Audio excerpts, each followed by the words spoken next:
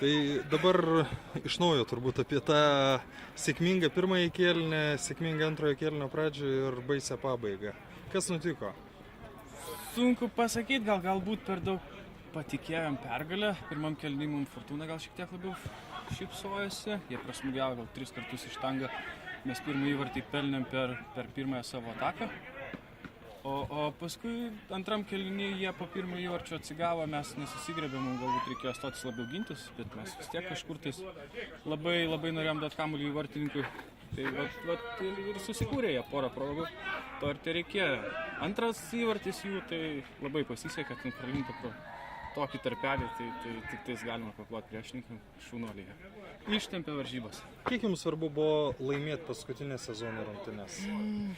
Morališkai tai būtume mes labai ko gero pakylėti, nes jaučiam virti 16 vietos, bet ką darysi, kaip yra kamuolys apvalus. Kitąmet galbūt užimsime aukštesnę poziciją, bet kuri jau bus aukštesnė. Jau galvojate apie tai? Nežinau, ko gero galvosime. Jau galvosime apie tai. Ačiū.